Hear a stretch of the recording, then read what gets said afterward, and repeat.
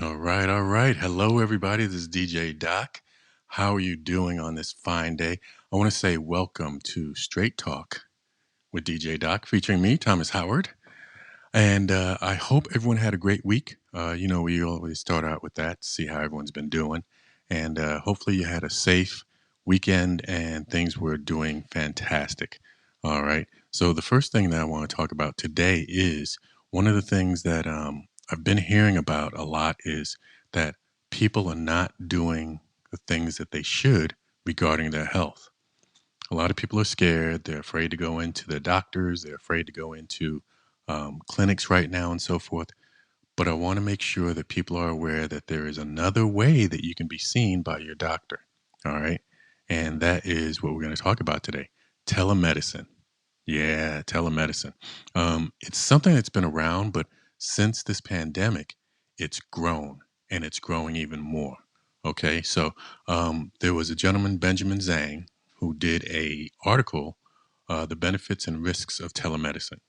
All right, so I just want to talk a little bit about that and get you to know some things about it. Okay, the good and the bad. All right, so same technology that helps people communicate all over the world. You know, we talk now on our phones, and we talk about different things like, talking to family and connecting with people and things of that nature. Um, it's made their jobs efficient as well as communicating with people now efficient also. Okay, so one of the things that you're able to do, telemedicine, is the practice of assessing patients remotely using video conference, digital photography, and instant messaging or other technologies. Okay. One of the big things that you'll see is this saves time and money. Money? Yes, there's still a copay for some insurances. However, you don't have to worry about driving to the doctors. So you're looking at gas. When we talk about saving time, you don't have to worry about taking off from work possibly. If you can take a 15, 10-minute break and set it up, you can see your doctor that way during that time. Okay. It enables patients and physicians to meet no matter where they're located. So if you're at home, if you're at work, I've even had some patients that were actually out jogging and sat down on a bench just so that they can go ahead and meet with their doctors.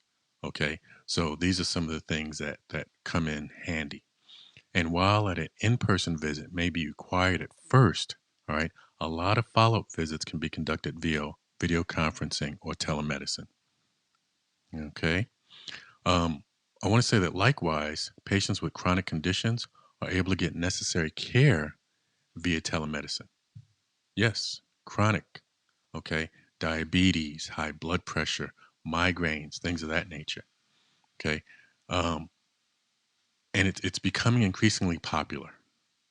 Not only are specialized companies emerging in this field, but established health insurers and large healthcare institutions are introducing telemedicine services to offer medical care that often costs less, takes less time, and can reach patients in even the most remote locations.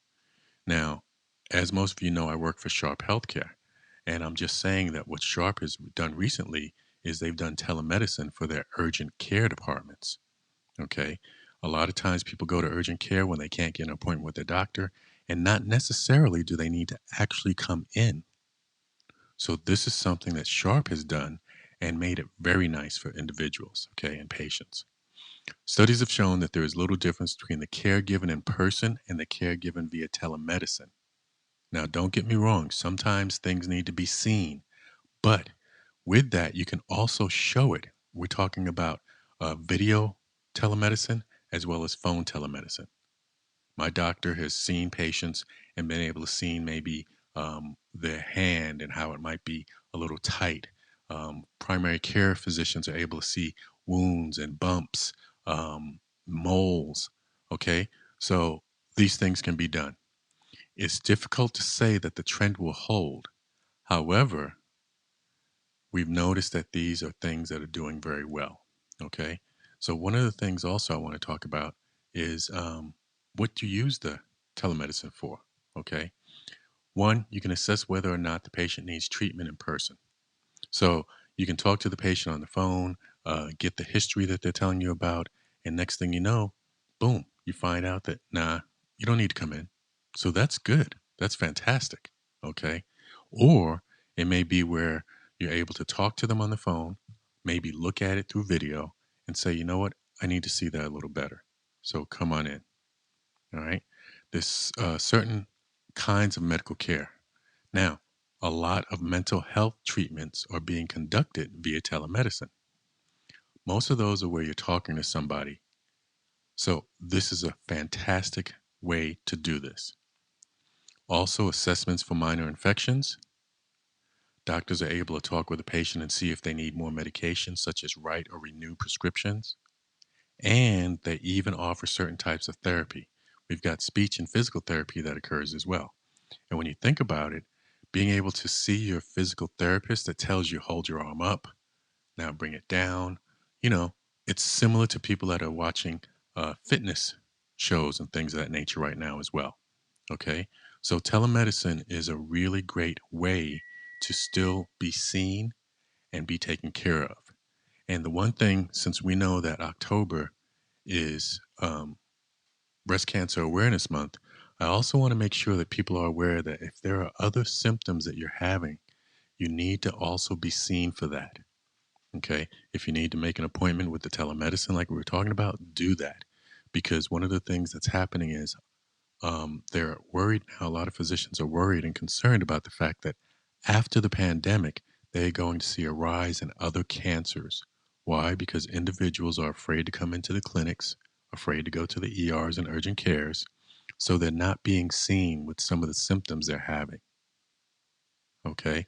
So you want to make sure that if you have anything going on, you're not sure, contact your physician, see if they do telemedicine, and if so, make an appointment. Okay, make an appointment. That's something that will work out very well, and you won't regret it. Won't regret it at all. Okay, all right. So that's one of the things I wanted to talk to you about today. Like I said, telemedicine is something that's fantastic. It's great. Uh, I like it. I've even seen my doctor that way. Okay. All right. So now we are to the part of the show where we talk about the businesses. And I'm really excited about this young lady that I'm going to be bringing on right now. Her name is Miya Moore, and Miya is the owner of Millennial Enterprise. Okay.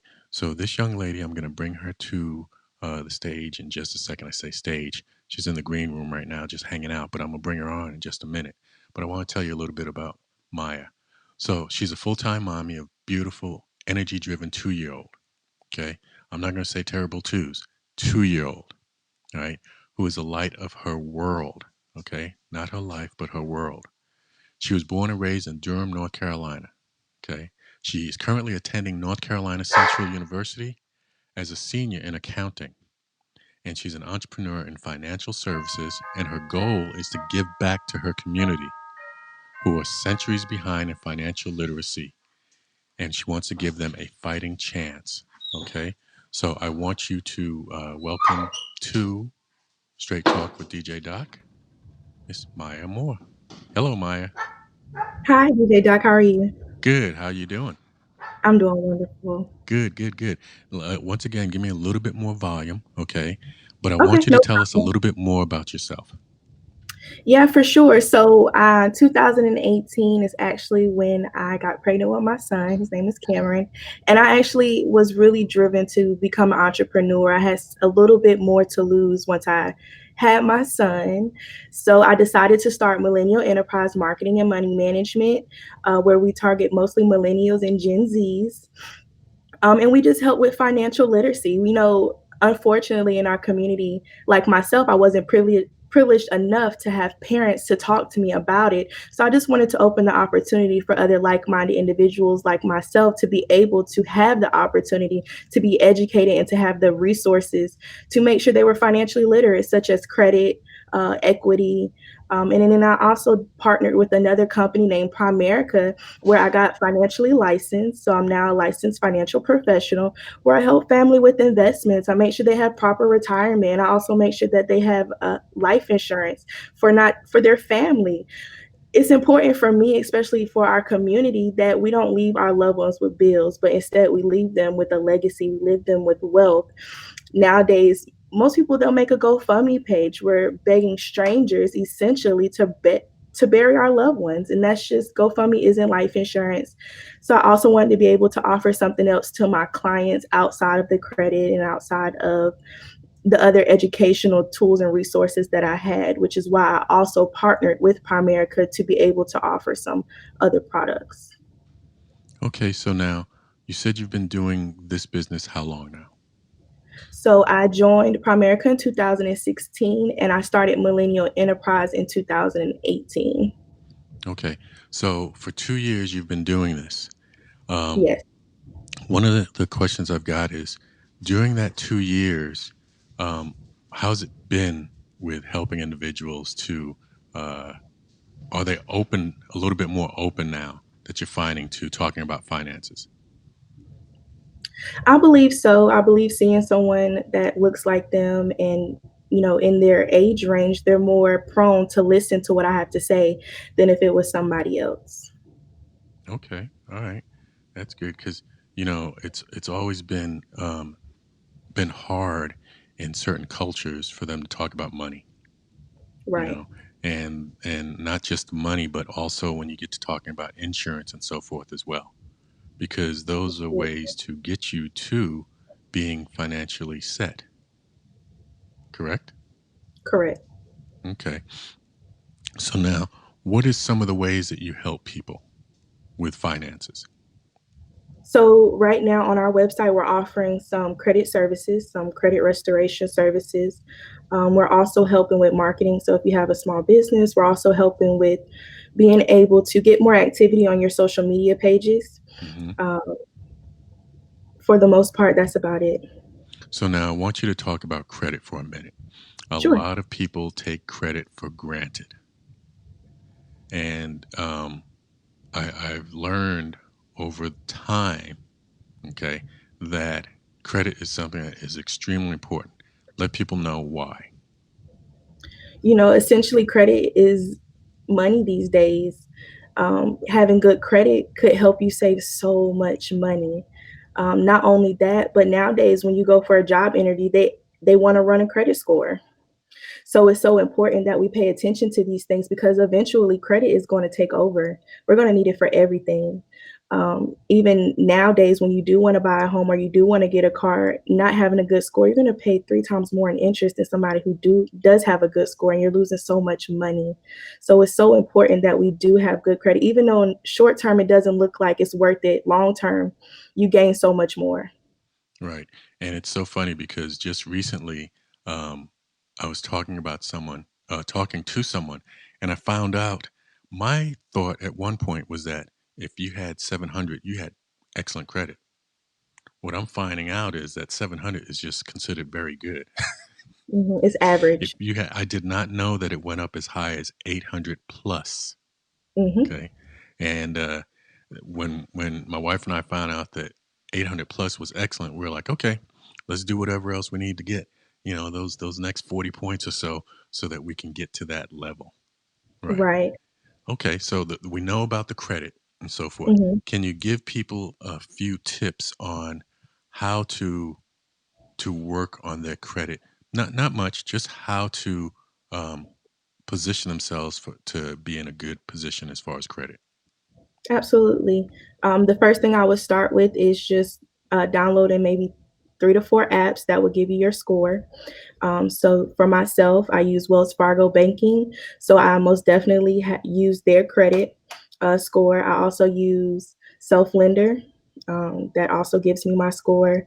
You can also use, if you have like state employees, they'll pull your score for you. The credit bureaus will pull your score for you for free once a year. Hmm. If you ask for it, they're not just going to give it to you. Right. And then you can also get it from Credit Karma. It's not the most accurate, but at least it can give you an idea of what your score is. And what I would start doing is I would just go through every single inquiry on your score and seeing, first of all, is that you? Hmm. Did you authorize this company to pull your score? Is the amount that's correct that's listed on your credit report? And if it's not, then I would start fighting them for it. Okay. Okay. Good. Now, one thing that I know a lot of people have are credit cards. Hmm. Okay. How how impactful can credit cards be to your credit? Extremely impactful. I always tell my clients to make sure to try to stay under 30% usage of your credit score. Okay. But to have really good credit, I say stay under 10%. Okay. Okay. And I know one of the things that we had learned is staying under the 30%, but also make sure that you also continue to use your card. And a lot of times, Hmm. what we'll do is we'll get gas and then get paid off, pay off what we Right. use for the gas, so we don't have to deal with that. Okay. All right. So, what are one of the other things that you do as far as finances to help people? So, especially since I'm marketing millennials, most of us are trying to get our first apartments. Most of us are coming out of college. So, a lot of times I like to talk to us about apartments and housing and how Hmm. much money you're saving by not getting an apartment and buying instead. If you're in a position where you can buy, to please buy. Okay. Okay. Well, I'm a millennial at heart, so you can talk to me too. I know the gray is not saying that, but yeah, I'm a millennial at heart. Um, yeah, so those are all the ways that you're able to help people. Now, I want to talk a bit about insurance. I Okay, want you to let people know why insurance is so important. absolutely. So, first and foremost, insurance is based off of health and age. So the older you get, you're more prone to be in the hospital for certain things, and it's harder for you to get insurance. So the later that you wait, you may not be able to get covered at all, or you might have to pay an extremely high cost for insurance. So Hmm. it's very important that while you're young and you're still healthy, is to try to get life insurance. And I know that's a hard topic, especially for young people, and we don't want to talk Right, about life insurance. right. Young people feel they're invulnerable. Nothing's going to happen to me. Right. Hmm. Okay, okay. Now, one of the things that you talked about, and I really want to touch on this for a moment, is the fact of having people doing GoFundMe's. I've seen so Hmm. many of these. Yeah. Someone passes away in the family, and there is not insurance to bury them. I Right. want you to talk briefly about the type of insurance that they can have um, to aid with that. Hmm. Absolutely. So it's super important, like I just said, that we get insurance as soon as we possibly can, because one thing that is known of in our community, when we do have to do GoFundMe pages, not only are we having to beg people, but if you don't get all the money, it's going to come out of pocket one. And most of the Right. time, if that person did not have life insurance, that means they weren't able to cover their debts that they probably left. So therefore, those people, their loved ones are going to be left with all that debt as well, not only just the homegoing service and the burial and all these other expenses, but all their debt is going to be thrown on them as well. So we're leaving bills and not leaving any type of wealth or any type of legacy for our families.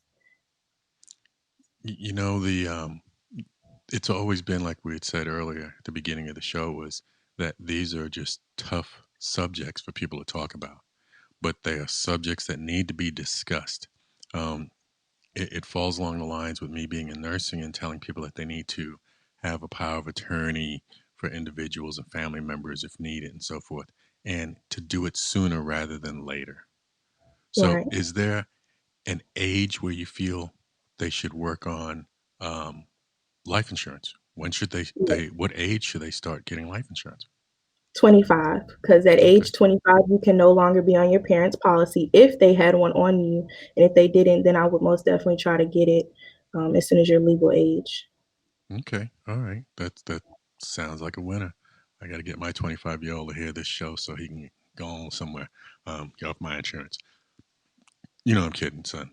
Um, okay. All right. So I want to also talk about the fact that you are an entrepreneur as well.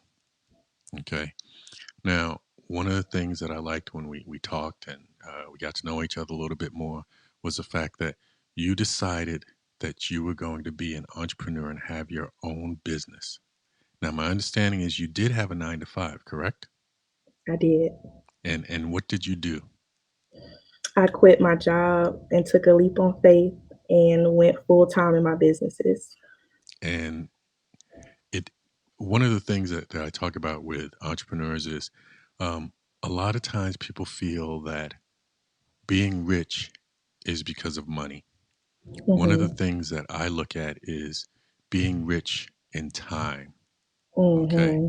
Mhm. In time, because you talked about your bundle of joy, which I showed a picture of you and him earlier. Yes, And, now, yes, you're working probably from home like everybody else, but you're mhm, working on your own business and you've got more time to spend with him than you did when you were at your 9 to 5. absolutely. Yeah. So, those are things that are fantastic. Now, one of the things also I wanted you to let people know about was with you having your business, you're also able to help other individuals start a business as well, correct? Yes, I am. Okay.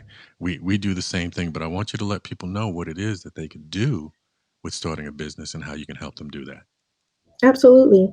So, as I said before, I am a licensed financial professional, and the company that I'm partnered with right now is expanding. So, they're looking for people who are looking to make some extra income, whether part time or full time. They're allowing people to get licensed in financial services from home, from your computer, at your own pace, on your own time. And one of the things that I love is that um, I remember I've been in multi marketing and network marketing in my own business for years. Um, and I'm not going to say how many because I'm a millennial, remember? But the whole thing that I always looked at was the fact that they said, find something you love Mhm. and turn that into a business. You know, um, I think that there's all sorts of businesses that people can do out here. It just depends on what it is that you're interested in and what you like, and you can do that. You know, Right. I have no problem, like I said, with letting people know that you do that as well. And from the financial point, because I know there's some people that love finance, they love the numbers, they love to count. They love to take care of that and everything else. And there's other people that like the things that we do. So I'm so happy that you're able to share that. Now, I want to make sure that people know how to reach you. Let me find, here we go, right here. And I want to make sure everyone knows that this is Miya Moore. She's owner of Millennial Enterprise. Okay. And we're going to go ahead and let you see um, what it is that she is able to do here. Let me get this over here and how to reach her. Okay. Miss Maya Moore. That's her business number, 919-797-3397. You see her email there, millennialenterprisemm at gmail.com. Her website, millennialenterprisemm.com. And she's got an IG, Instagram.com/Millennial Enterprise LLC. So make sure that you reach out to her. And one of the things that that Rock Enterprises does, and we were happy to do, was we were happy to become affiliate partners with Maya and her company. You can find her on our website as well under our affiliate partnership section. And she will be able to help you with your finances, like you talked about the credit, your insurance, and things of that nature. So I want you to make sure if you've got questions, reach out to her. Um, by all the information I have there to contact her. If you need to contact us, go to a website so you can see her. Um, Maya, before you go, I want you to leave us with something in regards to finances, insurance that you feel people need to know. I feel as of right now, especially with everything going on in the world with COVID, with the racial injustice, that financial literacy, financial independence has a lot to do with it. So if we could come together and be able to educate each other and to be able to pour in each other in this field, it could change a lot. It Right. really can. Yeah.